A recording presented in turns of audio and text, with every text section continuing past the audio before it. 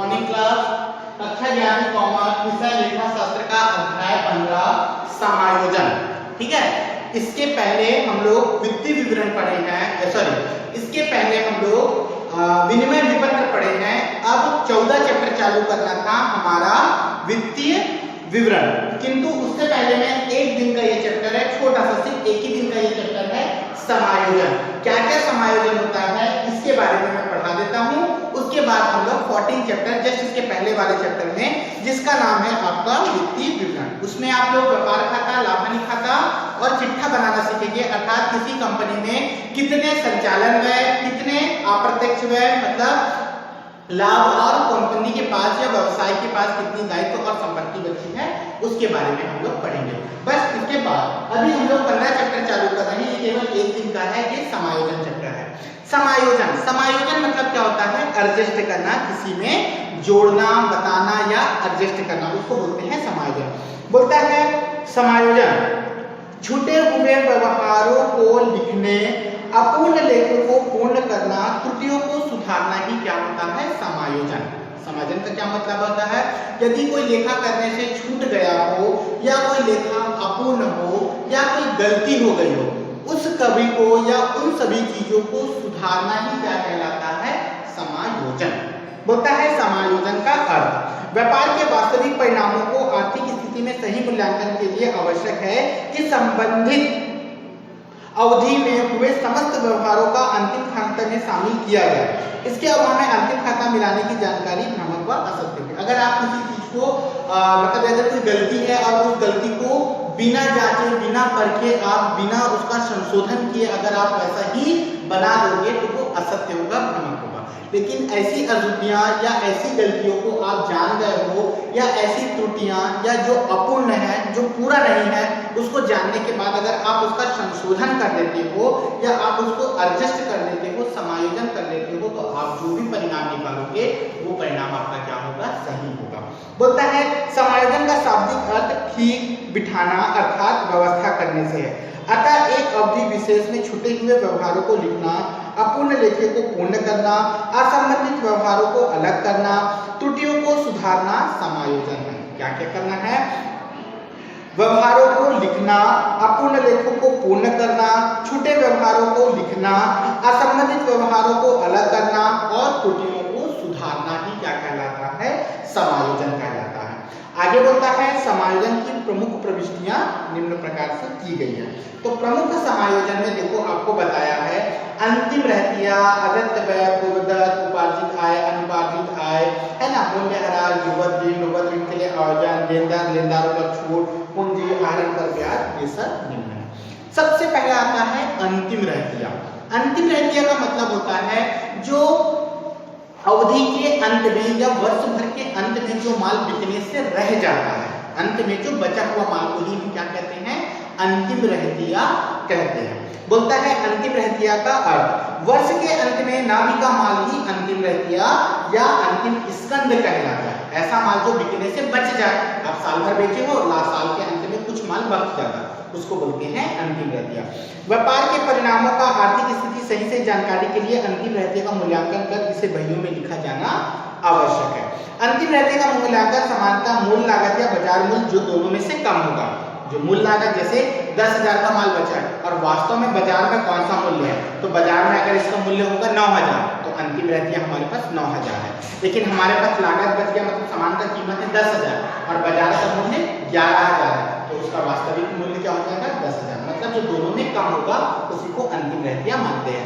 पूर्व अध्याय में हम लोगों ने चर्चा की जा चुकी है। अंतिम रहतिया का मूल्यांकन करने के पश्चात लेखा निम्नलिखित समायोजन। तो सबसे पहला समायोजन होता है अंतिम स्टॉक या अंतिम रहतिया।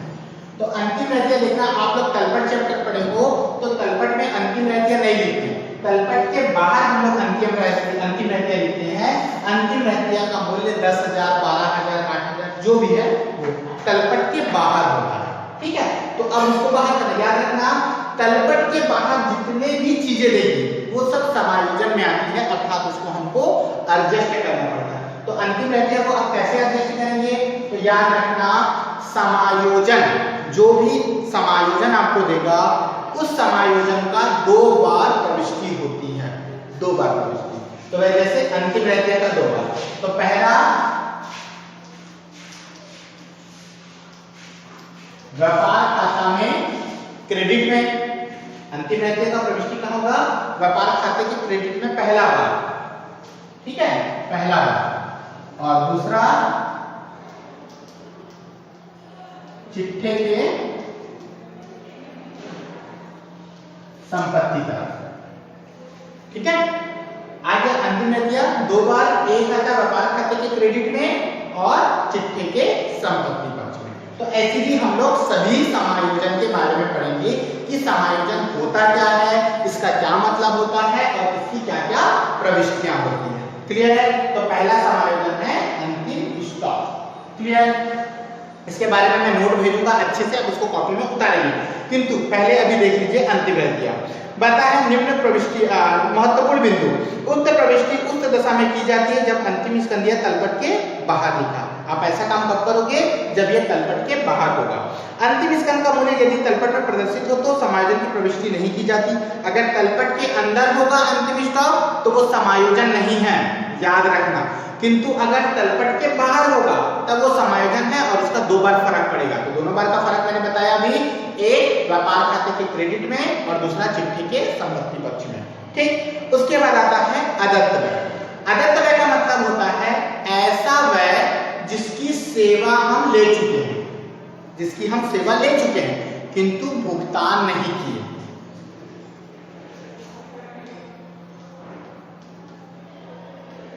अदत्त जैसे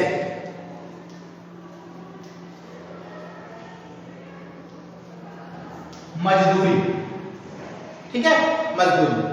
अब मजदूरी बताओ, एक व्यक्ति आया हमारे पास, हम उसको बोले मेरे घर का सामान या पेंटिंग वेंटिंग जो है ये काम को कर देगा। तो हम उससे क्या कर चुके हैं, सेवा ले चुके, लेकिन उसको पैसा नहीं दिया। क्या करेंगे, उसके काम का हम उसको पैसा नहीं दिए, तो पैसा देना बाकी है। तो ऐसा व्यय जो हमारे पास से जाने वाला है, ऐसे व्यय को क्या बोला जाता है, अदत्त व्यय।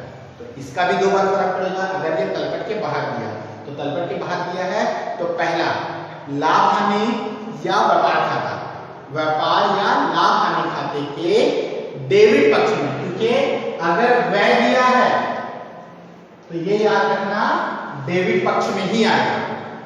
व्यय है तो डेबिट पक्ष में ही आएगा, और डेबिट पक्ष में कोई भी खाते में जा सकता है, चाहे ये व्यापार खाते में जाए चाहे लाभ हानि खाता। व्यापार और लाभ हानि खाता अगले हम लोग जब नया चैप्टर चालू करेंगे तब बताऊंगा। तो व्यय है मतलब वो डेबिट, व्यय है मतलब वो डेबिट पक्ष में ही जाएगा। तो अदत्त व्यय लाभ हानि खाता या व्यापार खाता, दोनों में से जिस खाते का मद होगा। जैसे मजदूरी है तो मजदूरी हमारा किसका है,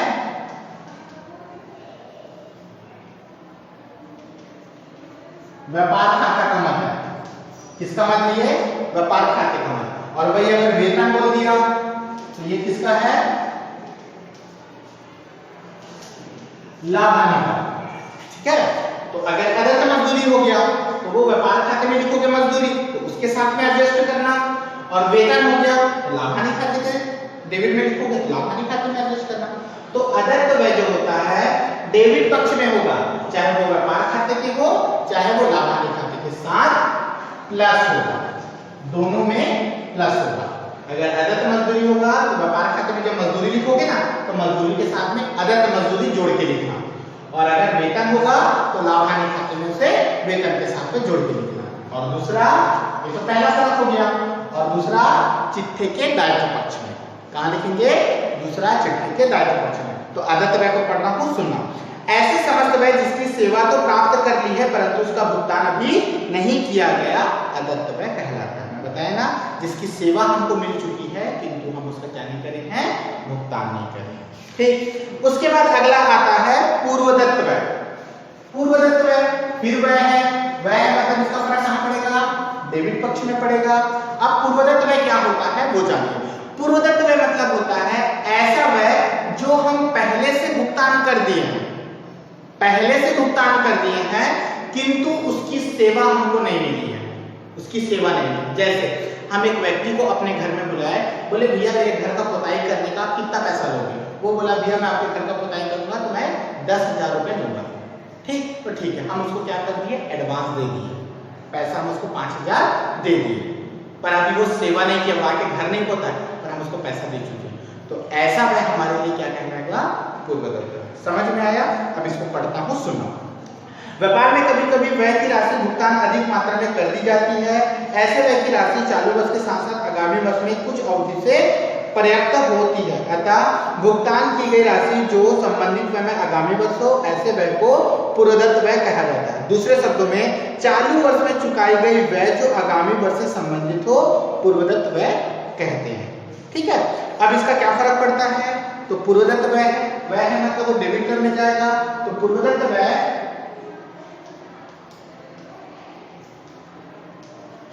पहला लाभ हानि में जुड़ेगा संबंधित मद, जैसे पूर्वदत्त बीमा, पूर्वदत्त किराया। ठीक है, अगर पूर्वदत्त बीमा पूर्वदत्त किराया है तो संबंधित मद के साथ क्या करेंगे, माइनस करेंगे। क्या करेंगे, संबंधित मद के साथ माइनस करेंगे। पूर्वदत्त बीमा है तो बीमा के साथ में माइनस कर देंगे। और दूसरा फर्क कहां पड़ेगा, चिट्ठा में संपत्ति। क्लियर? पूर्वदत्त व्यय एक तो लाभ हानि खाते के डेबिट पक्ष में संबंधित मद के साथ में माइनस होगा और चिट्ठे के संपत्ति पक्ष में उसको लिखेंगे, क्योंकि ये समायोजन का दो बार फर्क पड़ता है। तो ये पूर्वदत्त था। उसके बाद आता है उपार्जित आय। ठीक, अब आ गया आय। आय का मतलब कहां से होगा, क्रेडिट से होगा। अब उपार्जित आय, उपार्जित आय का मतलब होता है ऐसा आय जो हमको पहले से प्राप्त हो चुका है किंतु हम सेवा नहीं दिए। जैसे सामान्यतः इस आय हो सकती है जो लेखा अवधि में दी जा चुकी है किंतु प्राप्त वर्ष के अंत तक नहीं हो। इस प्रकार के आय को उपार्जित आय कहते हैं। संक्षिप्त में आय वह प्राप्त जो अर्जित कर चुकी है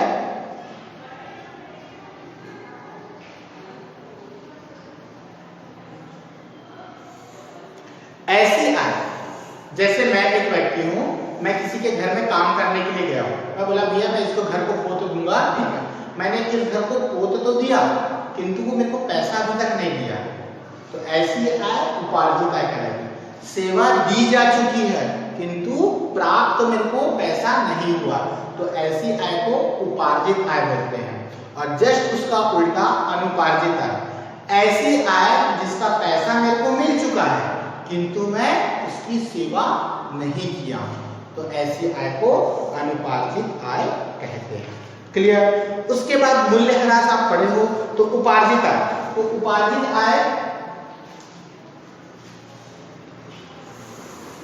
अब उपार्जित आय की प्रविष्टि आय है मतलब क्रेडिट तरफ में जाएगा, तो लाभ हानि के क्रेडिट तरफ में नहीं आएगा। लाभ हानि के क्रेडिट में संबंधित मद के साथ ये क्या होता है, जुड़ता है। क्लियर? संबंधित मद के साथ जुड़ेगा। और दूसरा फर्क कहां पड़ेगा, चिट्ठे के संपत्ति पक्ष में। क्लियर? ठीक। अब एक होता है अनुपार्जित आय।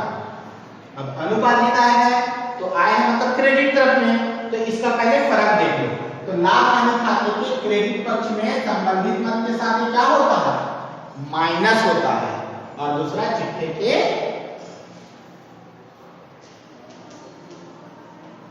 दायित्व पक्ष में जाता है। क्लियर? चिट्ठे के दायित्व पक्ष में जाता है। तो अनुपार्जित आय, अनुपार्जित आय का मतलब होता है ऐसा आय जो हम ऐसा आय जो हमको पहले से प्राप्त हो चुका है किंतु हम उसकी सेवा अभी तक नहीं दिए हैं। आय हमको मिल चुका है पर हम उसके बारे में उसके बदले हम उसको सेवा नहीं दिए, तो ऐसी आय को अनुपार्जित आय बोला जाता है। ये लाभ हानि खाते के क्रेडिट पक्ष में जो भी मद होगा उसके साथ में ये माइनस हो जाता है और चिट्ठे के दायित्व पक्ष में लिखते हैं। ठीक, उसके बाद अगला है समायोजन। मूल्यह्रास। मूल्यह्रास आप पढ़े हो, ह्रास मतलब कमी होता है। स्थायी संपत्ति के मूल्य में जो कमी आती है उसको हम लोग ह्रास बोलते हैं। मूल्यह्रास जो भी स्थायी संपत्ति होगी वह डेबिट पक्ष के जितना मूल्यह्रास बोलेगा उतना डेबिट पक्ष में लिख देंगे लाभांश खाते के, और चिट्ठे में संपत्ति में से माइनस करके लिखते हैं। तो मूल्यह्रास आप लोग पिछले चैप्टर में पढ़े हो। उसके बाद आता है डूबत ऋण। डूबत ऋण का मतलब होता है ऐसा ऋण जो हमको आगामी वर्ष में या चालू वर्ष में अप्राप्त है। डूबत ऋण मतलब होता है ऐसा पैसा जो हमारे पास डूब गया, पैसा मिला ही ना, तो उसको बोला जाता है डूबत ऋण। पढ़ रहा हूं, सुनना। व्यापारिक प्रतिस्पर्धा के युग में प्रत्येक व्यापारी अपने माल का विक्रय बढ़ाने के लिए अधिक से अधिक मात्रा में माल उधार बेचते हैं। परिणाम वर्ष के अंत में कभी कभी कुछ ग्राहक देनदार जो होते हैं उनकी आर्थिक स्थिति खराब हो जाने के कारण उसे दिवालिया घोषित हो जाने या किन्हीं कारणों से उधार बेचे गए माल की वसूली नहीं हो पाती। अतः प्राप्त न होने वाली रकम को ही डूबत ऋण या अप्राप्त ऋण या अशुद्ध ऋण कहा जाता है। ऐसा पैसा जो हमको प्राप्त होना था किंतु वो प्राप्त नहीं हुआ, पैसा डूब गया, तो वो कोई भी कारण हो सकता है। जो देने वाला व्यक्ति वो कंगाल हो गया होगा, या वो व्यक्ति जानबूझकर हमको पैसा नहीं दे रहा होगा, या उसके पास समय पर पैसा नहीं होगा, कोई भी स्थिति हो सकती है। ऐसी स्थिति में यदि हमको पैसा नहीं मिलता जो पैसा मिलने वाला था, तो ऐसी स्थिति को ही क्या बोला जाता है, जो पैसा हमको नहीं मिला उसी पैसे को क्या बोलते हैं, डूबत ऋण। तो डूबत ऋण का वही स्थिति है। डूबत ऋण क्या होता है, डेबिट लाभ हानि खाते के डेबिट पक्ष में लिखोगे जितना पैसा डूब रहा है, या दूसरा एंट्री कहां होगा, देनदारों में से माइनस करके। जब हम चिट्ठा बनाएंगे तो चिट्ठे में जब देनदार बनाएंगे तो देनदार में से क्या करेंगे, उतना पैसा माइनस कर देंगे। अब आगे बढ़ते हैं। डूबत ऋण एक व्यावसायिक हानि है या हानियों को समान एक ही हानि का लेखा किया जाता है। डूबत ऋण का लेखा वर्ष के दौरान किया जाता है तो यह लेखा एक साधारण लेखा होगा। यदि वह लेखा तलपट तैयार करने के पश्चात अंत में किया जाए तो सामान्य रूप से होगा। डूबत ऋण का लेखा करने के लिए व्यापारिक देनदारों से घटाया जाता है। क्लियर। उसके बाद आता है डूबत ऋण के लिए आयोजन। डूबत ऋण के लिए आयोजन मतलब होता है, ये तो पता है ना कि अगर 10 व्यक्ति से आपको पैसा लेना है, अगर आप 10 व्यक्ति से पैसा लेने वाले हो तो गारंटी है क्या पूरे 10 के 10 आपको पैसा देंगे? नहीं। हो सकता है 1 या 2 व्यक्ति ऐसे हों जो आपका पैसा नहीं दे रहे हैं, ठीक है, और ये आपको पता है, तो आपको पहले से पता है कि ये पैसा हो सकता है मेरे को 5% 10% पैसा मेरे को नहीं मिलेगा, तो आप उसके लिए पहले से क्या कर दो, आयोजन करके रख लो, जमा करके रख लो अपने पास, उसको सिक्योर्ड फंड के रूप में रख लो, आयोजन रख लो। अगर वो पैसा डूब जाता है तो आप उसकी पूर्ति कर सकते हैं। अब पढ़ रहा हूँ, सुनना। वित्तीय वर्ष के अंत में देनदारों से जो राशि डूब जाती है उसे घटा देने के बाद शेष देनदारों से अच्छा नहीं माना जा सकता। कुछ ऐसे देनदार भी होते हैं जिसके बारे में संदेह होता है कि यह देनदार ऋण का पैसा चुका पाएगा कि नहीं चुका पाएगा। भविष्य में ऐसे संदिग्ध देनदारों से भविष्य में डूबत ऋण हो सकता है, अर्थात डूबत ऋण के भविष्य में होने वाली हानि को पूरा करने के लिए चालू वर्ष में कुछ लाभ बचा लिया जाता है, जिसे डूबत ऋण के लिए आयोजन कहा जाता है। जैसे मैंने बताया ना, जैसे एक व्यक्ति से मेरे को 10,000 मेरे को प्राप्त होना है, 10,000, 2 व्यक्ति बोल दिए मैं आपको पैसा दे ही नहीं सकता, मतलब 2,000 मेरे को नहीं मिल रहा, अब मेरे को 8,000 मिलना, तो जो 2,000 नहीं मिल रहा वो तो मेरा क्या कहलाया गया, डूबत ऋण। क्लियर, ये तो डूबत ऋण। अब मेरे को 8,000 मिलना था, तो अब गारंटी ले सकते थे कि 8,000 में मेरे को देगा। एक व्यक्ति है, उस पर संदेह है कि देगा देगा देगा नहीं देगा देगा नहीं देगा, ये संदेह है, तो ऐसी स्थिति में आप उसके लिए क्या कर लो, आयोजन कर लो। कंपनी क्या करती है, आयोजन, और किसमें से करती है, लाभ में से कुछ राशि बचाकर रख लेती है। अगर 8,000 पूरा पैसा मिल गया तो ये काम आएगा, अगर 8,000 में से कुछ पैसा नहीं मिलता तो वो आयोजन मतलब लाभ में से कुछ फंड के रूप में वो प्रारंभ में क्या कर लेते, कंपनी उसका पूर्ति कर देती है। देनदारों के भविष्य में कितनी राशि प्राप्त होती है अर्थात डूब जाएगी, इसका अनुमान गत वर्ष के अनुभव के आधार पर लगाया जाता है।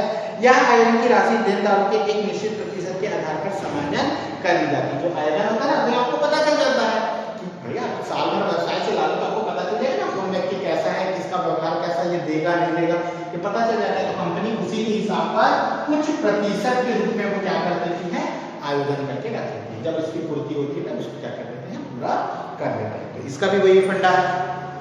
लाभ हानि खाते में जो डूबत ऋण आयोजन होगा, लाभ हानि खाते के डेबिट पक्ष में लिखोगे, डेबिट पक्ष में लिखोगे, और दूसरा देनदारों में से माइनस करोगे। कब, जब अपन चिट्ठा बनाएंगे, चिट्ठा के संपत्ति पक्ष में देनदारों से माइनस करेंगे।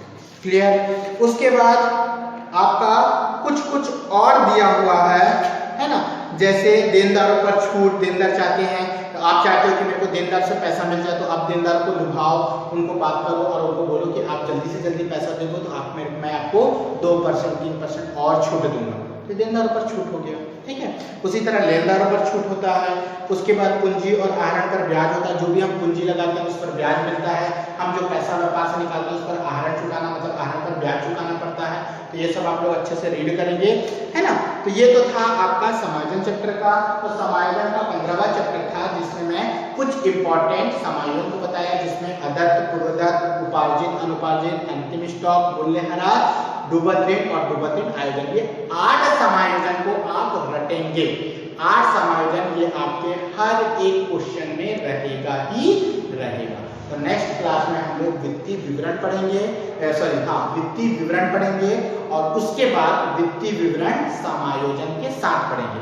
अभी हम लोग केवल सिंपल पढ़ेंगे कि व्यापार खाता क्या होता है, लाभ हानि खाता क्या होता है और चिट्ठा क्या होता है। और इस चैप्टर का मैं क्वेश्चन आंसर आपको भेजूंगा, कोशिश करिए आप जल्दी से जल्दी क्वेश्चन आंसर कंप्लीट करने का। तो जितना मैंने बताया समायोजन के संबंध में उतना क्लियर है, बाकी आप अपने तैयारी करेंगे। ठीक।